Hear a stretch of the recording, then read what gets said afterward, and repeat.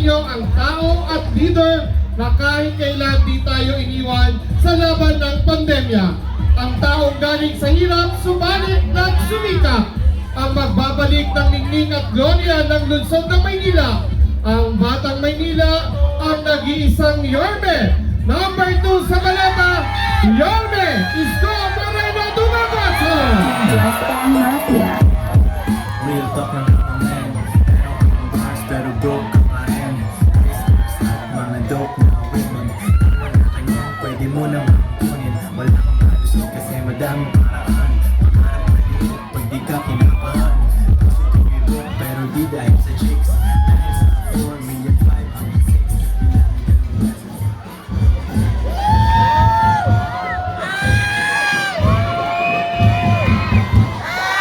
Magandang gabi sa inyo lahat. Nakakagutom rito. Kanina, nagkukwentuhan kami ni Ian. Ngayon, nalaman ko kay Junior pala to. Baka naman. Junior. Baka naman! Congrats na to eh. So, anyway, kayo ba ay kumain na? Huwag kayong mag-alala. Si Junior na bahala sa inyo. Magandang gabi, mga taga-Rojas, mga taga-Asinto, o mga Batang Villegas. Magandang gabi sa inyong lahat. Una, ako at on behalf of our team ng Yorme's Choice, sa mga naistorbo namin, pasensya na kayo ha. Pero huwag kayong mag-alala, kung napansin nyo, iniba namin ang sistema, inagahan namin para maaga tayo makatiklop at magamit ulit ang kalsada. Saglit lang naman to. At hindi namin sasayangin ang inyong sakripisyo. Gusto ko yung kaldero, isa ko na ang kaldero.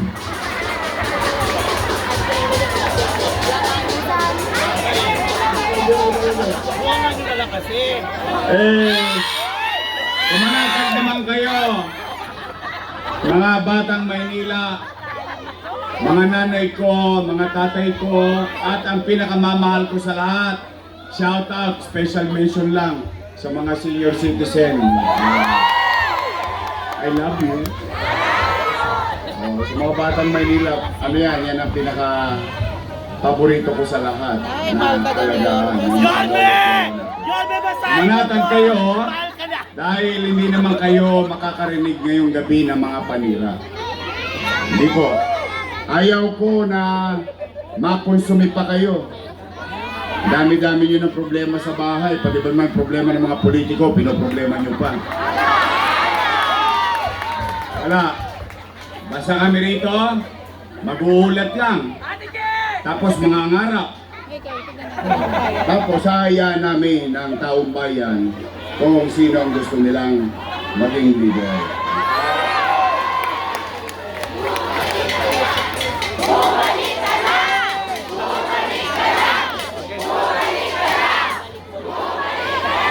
Sigurado ba talaga kayong gusto niyo akong bumalik?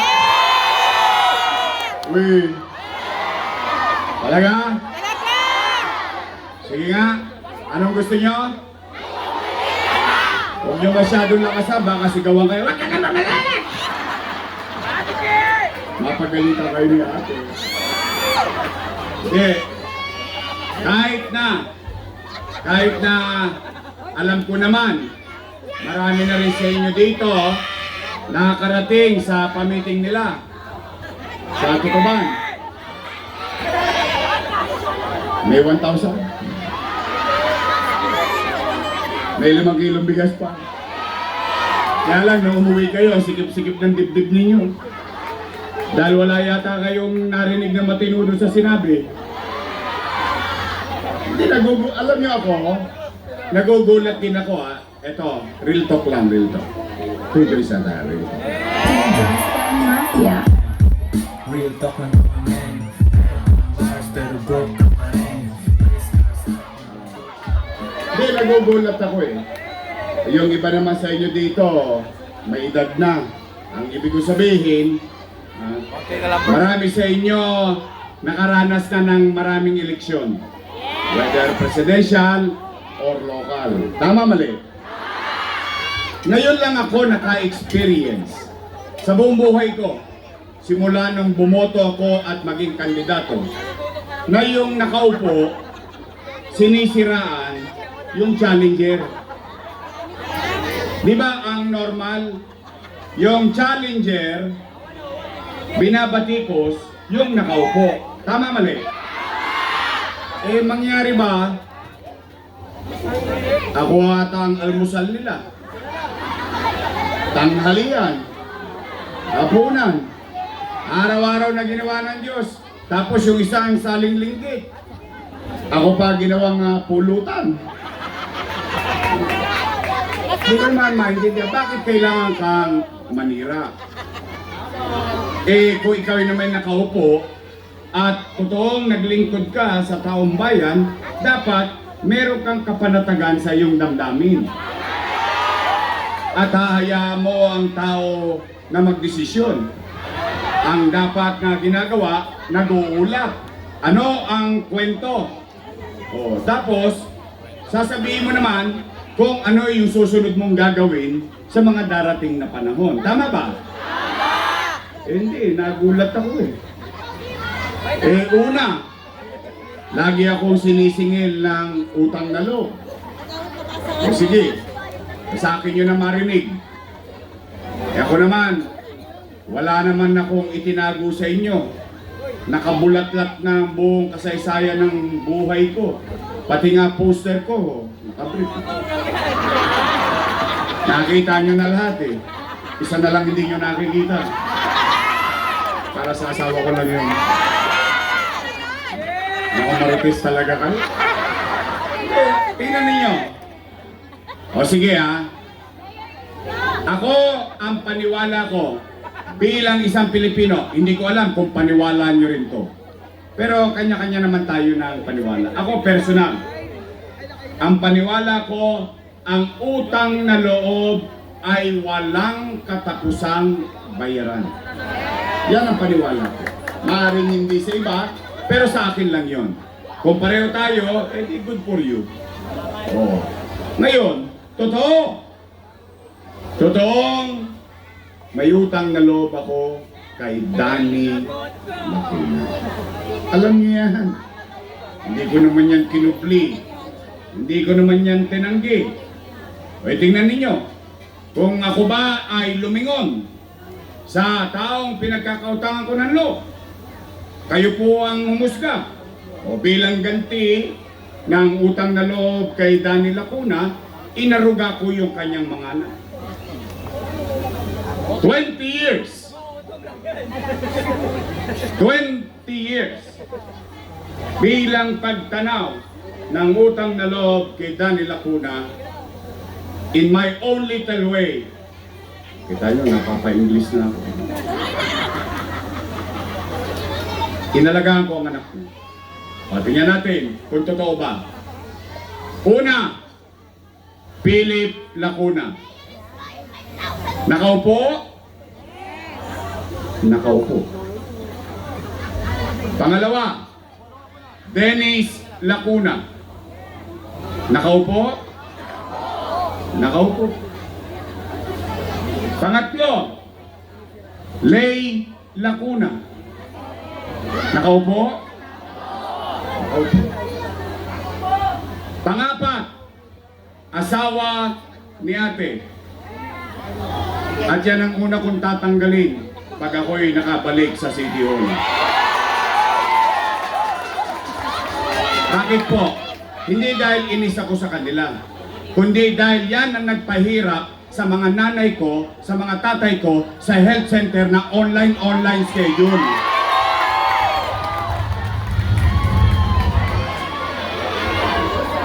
Saan ka naman nakakita? Health center na lang, kailangan naka-online schedule ka pa.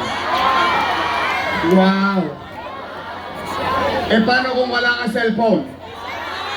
Paalam na, aking ina. May cellphone ka nga, wala ka naman load. Ano nangyari sa'yo? Tama ba? O ilan na sila? Panglima, si ate. Nakaupo? Ilan sila? Happy? Ay, di masaya ako. Bakit? 5 silang nakaupo. Ikinalulugod ko, dala nang, siyempre, ikalulugod din yun ni Boss Danny. Na yung hindi napagtagumpayan ni Boss Danny, napagtagumpayan ng kanyang mga anak. Ngayon, kung sila'y naging mabisa sa kanilang pagtupad, sa kanilang tungkulin sa taong bayan, o hindi, hindi ako para humusga. Taong bayan ang mag-uusga dyan. Tama ba? Eh, ba't sila nagagalit? Eh, hindi naman ako nagsusumiksik sa totoo lang. Kayo ito po, tapatin ko kayo. Pansinin nyo, bilang pagtanaw ng utang na loob, inuna ko ang mga anak ni Boss Danny. Maghanap kayo kahit isang dumagoso lang sa City Hall. Kahit isa lang. Bakit wala? Kasi isinantabi ko ang mga anak ko. Inuna ko yung mga anak niya. O ngayon, kulang pa ba ako?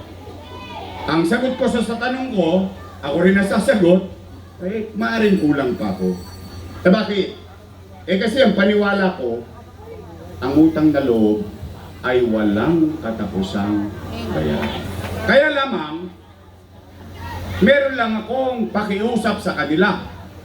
Baka naman kung po pwede, sa ibang bagay na lang ako tumanaw ng utang na loob. Eh bakit? Eh may utang na loob din naman ako sa taong bayan. Masama naman bang lingunin ko yung taong bayan kung saan dahil sa Diyos at dahil sa inyo, ito ko sa kinalalagyan ko ngayon. Eh yung taong bayan ang sumisigaw na, bumalik ka na. Bumalik ka na! Bumalik ka na! Bumalik ka na! Bumalik ka na! Eh taong bayan na sumisigaw na bumalik. Bakit naghahanap ang taong bayan ng ibang leader kung naging mabisa naman ang kasalukuyang leader? Dapat wala kang ipangamba. Wala ka dapat ikatakot. Matulungin ka na nga bang buhay! Eh nagagalit sila. Ano sinasabi?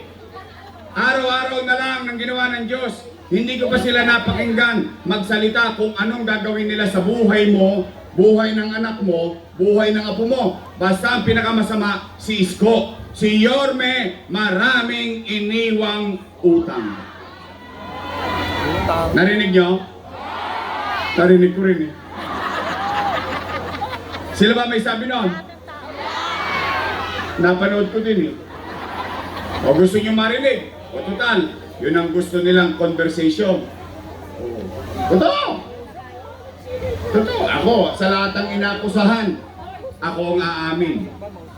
Abay bakit? Hindi ko ikahihiyang isang bagay na ginawa ko para mairaos ko ang mamamayang kinasasakupan ko sa kadiliman ng buhay. Sige. Sila, yon ang style nila. Parang kapitbahay mo lang yan. Bagong ligo ka. Goli ka. Naglagay ka ng koloretes. Papasok ka sa trabaho. Yung kapitbahay mo tambay. Ikaw ang kulang. Tama mali? May malang eh. Tambay, nakikialam sa may trabaho eh. Tama mali? Tingnan natin. Ito ang kwento na may kwenta. Nay, tay, nung binoto ninyo akong mayor, noong 2019, wala po kayong narinig sa akin na sinisik ko yung sinundan ko. Maghanap kayo sa Google. Ni minsan, hindi ko tinuro ang daliri ko sa nakaraan na walang iniwan sa akin pera. Okay lang. Bakit? Eh nag-mayor ka, gusto mo maging mayor eh. O edi siyempre nag-mayor ka, karga mo na ang lahat ng responsibilidad na naiwan doon. Tama mali? Tama! O, wala kayo narinig. Ano una kong ginawa? Nilinis ko Maynila. Pinapayapa ko Maynila. In fact, alam nyo din na kung ano nangyayari sa Maynila became a national policy. Ginaya na tayo. Naging totoo na tayong kapitolyo ng ating bansa. Umaangat na tayo. Lumilipad na tayo. Bigla tayo nabundol. Boom! Panis. Nagkaroon ng pandemya. Mauhulaan ko ba na magkakapandemya? Ano ang masamang epekto ng pandemya? Wasak ang ekonomiya. Walang ekonomiya, walang hanap buhay. Walang hanap buhay, walang trabaho. Walang trabaho, walang picha. Walang picha, walang chicha. Tama mali? O pero, mga batang Tondo, mga batang Maynila, kayo, Todit, Sanangka, ito sa harapan hanggang dyan sa Kodli, at kayo dyan nasa Wakali, ha? Lahat kayo nandito, kayo ang testigo ko dahil yung iba'y patay na. Wala na akong magagawa, nagkandamatay yung pandemya. Pero kayong mga naparito, kayo mismo makapagsasabi sa kanila at sa buong Pilipinas at matangos ang ilong natin masasabi, noong panahon ng pandemya, walang nagutom sa lungsod ng Maynila. Mayaman, middle class, mahirap. Bawat pamilya nagkaroon ng food box noong pandemya. Hindi pa nga nauubos yung food box, dumarating na may isang food box. Tama mali? Totoo bang walang nagutom sa pandemya? Oh, yan yung kwento. Ilan yan? 700,000 families, not household. Ibig sabihin, sa isang bahay, may 2 pamilya, may 3 pamilya, pati 2 o 3 food box. Tama mali? Lagyan natin ng kwenta ang kwento. Pagpalagay na lang natin, 700,000 families, sa 1,000 na lang bawat food box. No magka? Patay na. Dami zero. 700 million pesos. Times 8 months. 8 buwan. Kasagsagan ng pandemya. 8 times 7. 56. 5.6 billion. Ganon kalaking pera. Nasaan na punta yung 5.6? Chinicha, binuga. Na walang parang bula. Tanong, napakinabangan ba ng tao? Yes! Nagamit nyo bang maitawid ang pamilya niyo? Yes! Talaga? Talaga! Nakaraos tayo? Yes! Kaya nga kayo nakikinig ngayong gabi. Nakatawid tayo. Tama mali? No magka? 5.6 billion. Chicha pa lang. Nay, tay, taas ang kamay ng mga magulang dito na may nag-aaral sa public school. Noong pandemya, anong sabi ni Secretary Liling Briones? Walang face-to-face classes. Ano nagkaroon sa Maynila? Bawat bata nagkaroon ng at hindi lang tablet. Yung ipinag-aalala ng ina, yung pinag-aalala ng isang ama, nabibili siya ng sarili niyang tablet, tapos may toskas pang internet sa Maynila. May tablet at internet ang mag-aaral sa lungsod ng Maynila. Mga nanay, mga tatay, nangyari ba yon? Talaga? Promise? 10,300 teachers, 11,000 laptops. Teacher, walang tosgas, may laptop na, may internet pa. Nakatawid tayo sa pag-aaral at kinabukasan ng ating anak noong panahon ng pandemya. Yun ang kwento. Lagyan natin ng kwenta. 1 billion pesos ang tablet at laptop na nakamit ng taong bayan. 300 million pesos ang internet para na lamang yung mga nanay at tatay wag nang masugatan. Wala nang ang trabaho, wala nang ang chicha, totoskas pa sa pag-aaral araw-araw. Pero hindi, sagot ng lungsod ng Maynila yung pag-aaral ng mga anak. 1 billion plus 300 million, no magka? 1.3. 1.3 plus 5.6, 6.9 billion. Hindi ko pa binanggit yung 1,000. Naalala niyo yung kakap? Yung unang-una? Yung isang bulig? 700 million plus 6.9. 7. Dalawa pa lang yung binabanggit ko. 7 billion na. Eh paano pa yung remdesivir? Tocilizumab, molnupiravir, daang-daang libo ang halaga ng isang gamot. Sa buong Pilipinas, naghihikaw sila. Pero sa Maynila, may gamot kami. May remdesivir kami. May tocilizumab kami. May molnupiravir kami. Mabuhay lang ang isang batang Maynila ng may COVID. Paano yung AstraZeneca? Yung bakuna, sa Maynila ka lang nakakapamili. Sinovac, J&J, AstraZeneca, Pfizer. Ang bakunahan 5-5 sa eskwelahan, sa health center, sa mall, sa kanto. 24 hours bakunahan dito sa lungsod ng Maynila. Tama mali? Paano pa? Yung private hospital, ubos na ang COVID bed capacity. Pero sa Maynila, may COVID-filled hospital sa Luneta. 300 million pesos. Ilang bilyon na? Ang dami na? Hindi nyo na mabilang? Yan ang kwentong may kwenta. Eh palibasa kasi sila mga walang kwenta eh. Tama ba? O, huminto ba ang gobyerno? Yun sa wakali pandemya. Yung sanangka, kinabukasan ng Maynila. Condominium 1. Condominium 2. Binondominium 1. Basek Community. San Lazaro Residence. Pedro Hill Residence. San Sebastian Residence. Mga tatay ko, tapatin nyo lang ako. Yung mga matatanda rito, tapatin nyo lang ako. Mga nanay ko, mga lolo't lola ko. Sinong maalala nyong mayor sa isang termino lang ang daming pabahay na nagawa?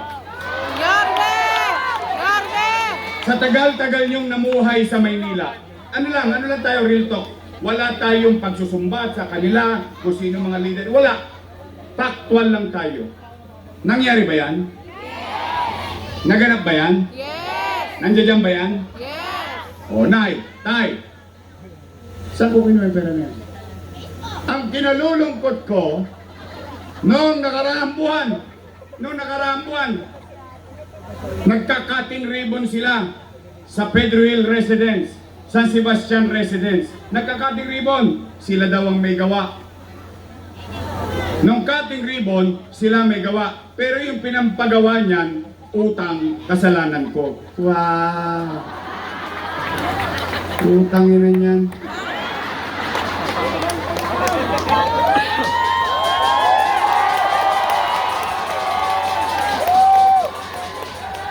Bumalik ka na! Bumalik ka na! Bumalik ka na! Bumalik ka na! Nay, tay, 3 taon na tapos ang ospital sa Baseco. 3 taon na kung wala, hindi pa bukas. Ngayon, ang challenge ko sa inyong lahat, huwag nyo kong iboto kung ako'y nagsisinungaling dito. Kung may kakilala kayo sa Baseco, tingnan ninyo. Bagay, mapapanood nyo rin dahil magkokokos din kami doon eh. Wala! Doktor pa sila, hindi ako doktor. Pero ang Baseco may ospital na. 3 years ago, bago ko umalis, natapos. 3 years after, building pa rin. Kayo na ang humusga. Oh, Nay, Tay. Rosauro Almario Elementary School. 10-story fully air-conditioned public school. Albert Elementary School. 10-story fully air-conditioned public school. Manila Science High School. 10-story fully air-conditioned public school. Natapos in 2 years. Ang pangapat kong ginawa, bago ako umalis, nasa 5th floor na, Magsaysay High School. 5th floor na, nung umalis ako, 5th floor pa rin hanggang ngayon. Ay ngayon, kung gusto niyo pong makita, ito po yung UST o Governor Forbes, abante ka lang konti, makikita mo na yan doon, Magsaysay High School. Nay, tayo.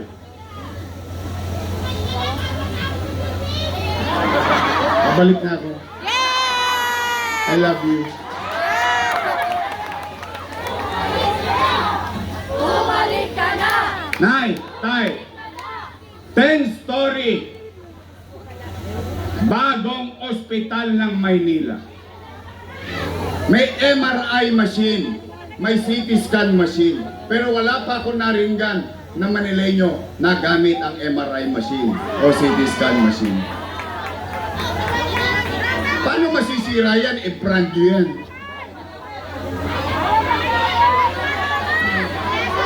Tanong, mura ba to? Ang sagot, hindi po mahal. Sobrang mahal. By the hundreds of millions. Bakit? Kasi gusto kong bigyan ng patas na laban yung mayaman at yung mahirap, pareho ang diagnosis. Dahil yung mahirap, pag isi-CT scan, ano sabi niya? No, magka 35,000? 30,000? 15,000? Ang sasabihin sa'yo ng mahirap, Doc, good luck sa'yo. Akin na lang 15,000 ko, kakain na lang ako. Ilolog to ko na lang to. Kaya anong ginagawa ng iba? Ano binibigay? Himaspirin. Ay, gagaling. Gagaling. Anong binibigay? Yakapsul. Kispirin. Bakit? Iniintay na lang niya mamatay siya. Bakit? Hindi siya ma-diagnose. Bakit? Diagnosis pa lang.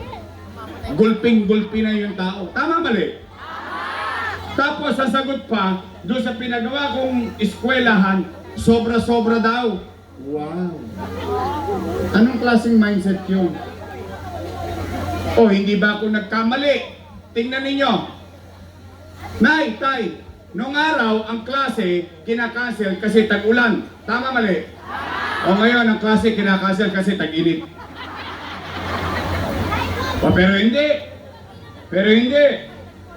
Na-visualize ko, darating ang oras, kailangan na natin i-develop ang public school building.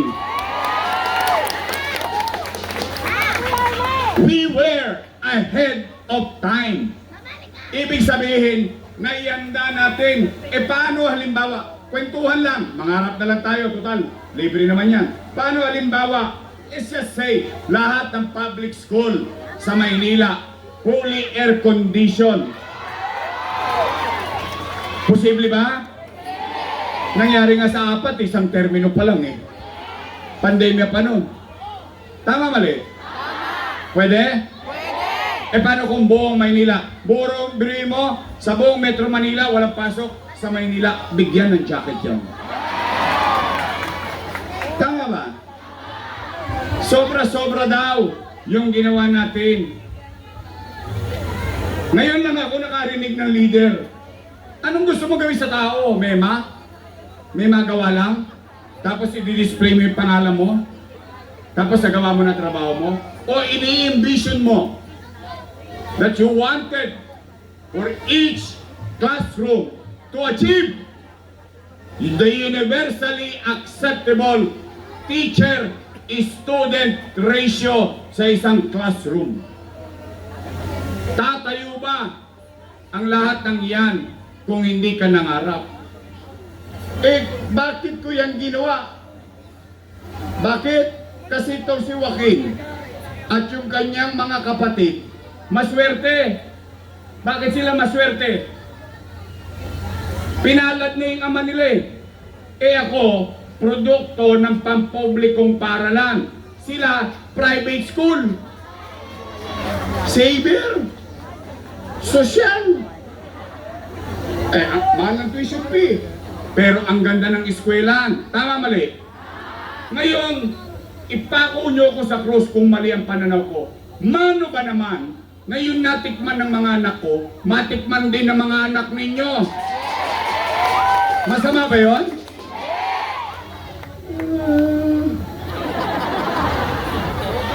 Tangina. Tangina.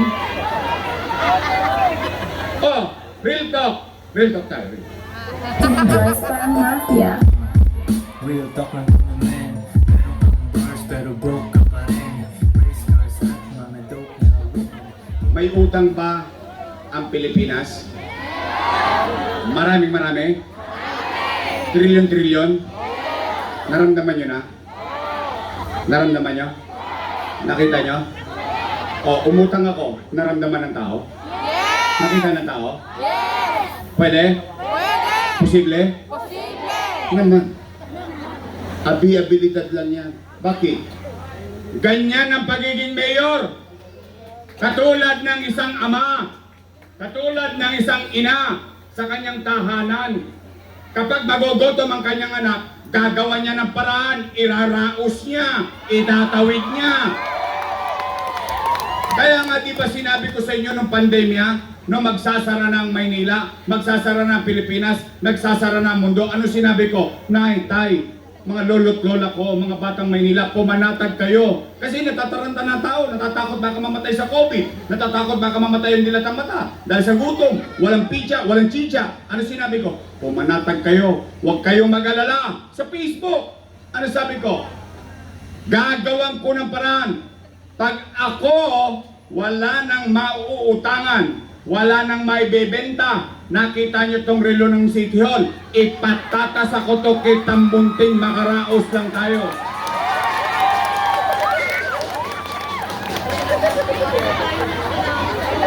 Because that's how being a parent. Ama ako ng 2 milyong Manileño. Umaasa sa kanyang pamahalaan sa oras ng kadiliman. Ayun daw ay mali. Mali daw. Mali. Ay pagbigyan natin sila, total nagbigay naman sila ng 1,000 sa 5 kilo eh. Pagbigyan natin. O sige, pagpalagay natin, ako'y mali. O kung ako'y mali, edi mali din sila. Eh kasama ko sila gumawa nun eh. Tama ba? Sino ba vice mayor ko nun? Mali pala eh, ba't yung inaprobahan?